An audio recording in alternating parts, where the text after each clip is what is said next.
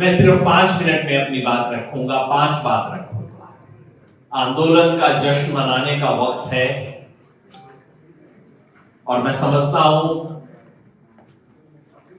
हम सब लोग जिनको इस देश में आंदोलन जीवी कहा जाता है, उन्हें जश्न मनाने का मौका कभी कभार ही मिलता है। आमतौर पे तो जेल जाने का मौका मिलता है, लाठियां खाने का मौका मिलता है, तो कभी कभार जश्न मनाने का मौका मिल जाए तो छोड़ना नहीं चाहिए। लेकिन जश्न के साथ साथ प्रश्न बहुत जरूरी है। इस आंदोलन की 5 उपलब्धियां हैं और उन 5 से जुड़े हुए 5 बड़े चुनौतियां हैं आगे के। पता नहीं क्यों ऐसी मेरी आदत है, रियर व्यू मिरर में बहुत कम देखता हूं, सामने की तरफ ज्यादा देखता हूं। 5 challenges. So my friends from Tamil Nadu, I will speak about 5 achievements of this movement and 5 challenges connected to all those achievements. पहली उपलब्धि इस आंदोलन की सबको ही मानते हैं, जानते हैं, 3 काले कानून को रद्द करवाना। वो भी उस सरकार से जिसे कहते थे कि बैकफुट पे खेलना जानती नहीं है साला। लेकिन उससे जुड़ी हुई चुनौती ये है कि इन कानूनों को आपने सामने वाले दरवाजे से तो बाहर कर दिया और मुझे नहीं लगता किसी सरकार की, केंद्र सरकार की हिम्मत होगी इनको वापस लाने की, लेकिन पिछले दरवाजे से आएंगे। एपीएमसी रिफॉर्म के नाम पे कई राज्यों में हो रहा है। कर्नाटका में सबसे खतरनाक काम हो रहा है इस वक्त। हमारे कृषि मंत्री कह चुके हैं, पीछे हटे हैं लेकिन कुछ टाइम के लिए, कानून बहुत अच्छे हैं। पिछले दरवाजे से तमाम चैलेंजेस आएंगी। एपीएमसी रिफॉर्म्स के नाम पे आएंगी। कॉन्ट्रैक्ट एक्ट इस देश के बहुत सारे राज्यों में ऑलरेडी है, उसके अंदर ये प्रोविजन डाले जाएंगे। और एक और खतरनाक खेल हो रहा है इस वक्त किसानों के साथ, एफटीए के नाम पे, फ्री ट्रेड एग्रीमेंट के नाम पे। ऑस्ट्रेलिया से कर रहे हैं, ऑस्ट्रेलिया और न्यूजीलैंड से फ्री ट्रेड एग्रीमेंट हो गया तो हमारा दूध का किसान या सारा किसान, दूध का काम कौन नहीं करता, बर्बाद हो जाएंगे हमारे किसान। वहां से सस्ता पाउडर आएगा, पाउडर से दूध बनेगा और हमारे किसान के पास जो 4 पैसा उसको दूध से बच जाता है वो खत्म हो जाएगा। तो पहली उपलब्धि, पहली चुनौती, 3 काले कानून रद्द करवाए। पिछले दरवाजे को भी उतना ही टाइट रखना है जितना फ्रंट डोर को रखा है, और ये जो दूसरे कानून आ रहे हैं एक के बाद एक, इन पे निगरानी रखनी है, निगाह रखनी है। दूसरी सफलता, एमएसपी। एमएसपी मिली नहीं हमें, लेकिन इस देश के किसान को पता लग गया कि एमएसपी नाम की कोई चिड़िया है इस देश में, और किसान को यह पता लग गया और कुछ पता नहीं था। आज से 2 साल पहले आप बड़े बड़े दिल्ली के एडिटर से पूछ लेते, एमएसपी, वो कहता जी क्या चीज होती है एमएसपी? अच्छा, जैसे एमआरपी लागू होती है वैसे आपको मिल तो रही है एमएसपी। बड़े से बड़ा आदमी यही कहता था। आज इस देश में सबको पता लग गया है कि एमएसपी किसान का हक है और उसको मिल नहीं रहा। ये बात किसान को भी समझ में आ गई है। एमएसपी के बारे में देश भर में विचार बना है, एक चेतना बनी है। ये इस आंदोलन की दीर्घकालिक उपलब्धि। चुनौती क्या है? अभी मिली नहीं। एमएसपी मजाक है, और मैं समझता हूं एमएसपी के सवाल पर पूरा देश में आंदोलन खड़ा करना हमारी दूसरी चुनौती। अगर एमएसपी पे हम पूरे देश में आंदोलन खड़ा नहीं कर पाए तो हमारा उड़ीसा का किसान, झारखंड का किसान, बिहार का किसान, पूर्वी उत्तर प्रदेश का किसान, देश के तमाम इलाकों का, तमिलनाडु का किसान, वो कहेगा मुझे क्या मिला इससे? तो काम अधूरा है दोस्तों। एमएसपी के सवाल पर और एमएसपी पे आंदोलन का मतलब किसान को सरकार जो एमएसपी डिक्लेयर करती है वो एमएसपी कम है, C2 के हिसाब से गिनती होनी चाहिए, जिससे हमें धान का 2500 रुपए मिलेगा, गेहूं का 2400 रुपए मिलेगा, वो हो।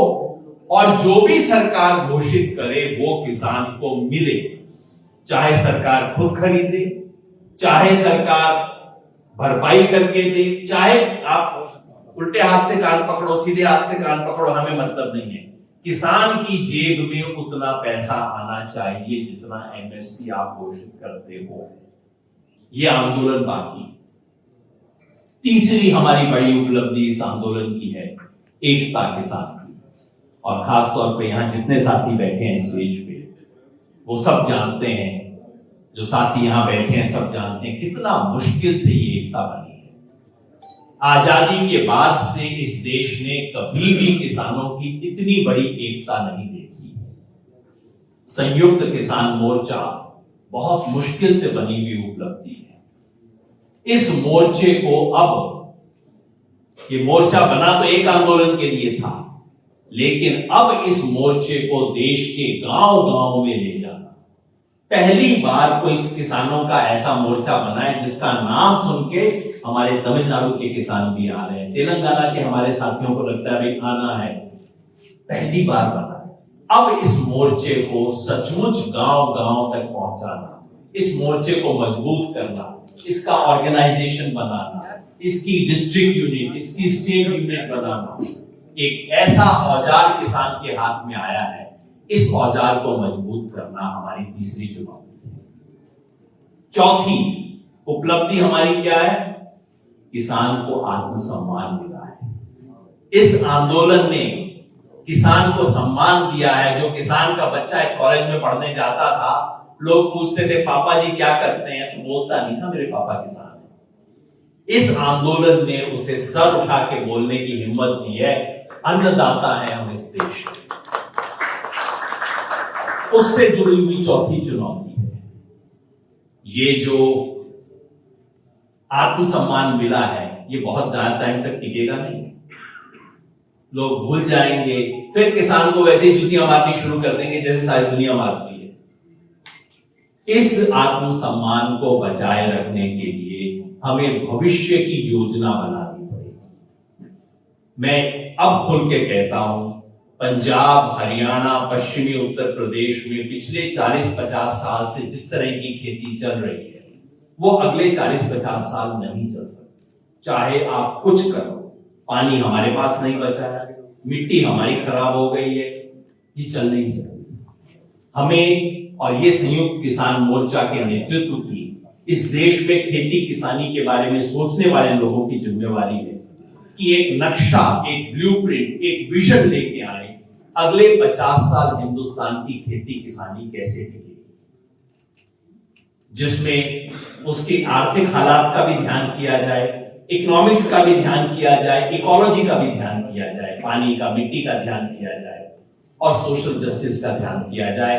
हमारा छोटा मजदूर, बटाईदार मजदूर, भूमिहीन मजदूर, उसको अगले 50 साल क्या मिलेगा, इसके बारे में एक नया ब्लूप्रिंट, एक नया मैनिफेस्टो, एक नया विजन बनाना हमारी चौथी जिम्मेवारी है। और पांचवा सवाल पॉलिटिक्स का, जिसपे हम बोलते हैं, मैं अपनी बात कह रहा हूं, इस आंदोलन की पांचवी सबसे बड़ी उपलब्धि ये रही है, इस आंदोलन ने किसान की राजनीतिक हैसियत को कायम किया है। इस देश के प्रधानमंत्री से लेके और छोटे डिस्ट्रिक्ट कलेक्टर तक को पता लग गया है कि भाई किसानों से पंगा नहीं लेना आपके साथ। राजनीतिक ताकत का एहसास हुआ है। चैलेंज क्या है? चैलेंज मेरे ख्याल से इतनी है, और मैं हाथ जोड़ के निवेदन करता हूं, मैं जानता हूं इस पे अलग अलग राय है हमारे साथियों। दोस्तों, अपनी इस राजनीतिक ऊर्जा को छोटे कामों में खर्च मत करो। एक एमएलए, 2 एमएलए, एक सीएम चेहरा, इससे किसान नहीं जीतेगा। अपनी राजनीतिक ताकत का इस्तेमाल इस देश की व्यवस्था को बदलने के लिए करें, ताकि इस देश में किसान विरोधी कोई सरकार दिल्ली में कभी आ ना सके। इसके लिए हम इस्तेमाल। और एक आखिरी चीज उससे जुड़ी हुई, आज हिंदुस्तान में किसान की एक खास जिम्मेवारी है। जो यूरोप में कहते थे मजदूर की प्रोलेटेरियत की कही जाती थी, आज किसान की जिम्मेवारी सिर्फ किसान के फायदे के काम करना नहीं है। आज किसान की जिम्मेवारी है इस देश के मजदूर आंदोलन को सपोर्ट देना, भी आज किसान की जिम्मेवारी है। मजदूर हमारे साथ खड़े रहे, पूरे हक से खड़े रहे। आज मजदूर आंदोलन के साथ खड़ा होना हमारी जिम्मेदारी। आज इस देश में हमारे संविधान के मूल्यों को तार तार किया जा रहा है। कर्नाटका में कल क्या होगा? दंगे करवा के इलेक्शन जीतने की तैयारी हो रही है। आज इस देश की धर्मनिरपेक्षता खत्म की जा रही है। आज इस देश का फेडरलिज्म खत्म हो गया, बर्बाद हो गया, लोकतंत्र खत्म किया जा रहा है। आज भारत को तोड़ने की कोशिश की जा रही है उन लोगों द्वारा जो सर्वोच्च पदों पे बैठे हुए।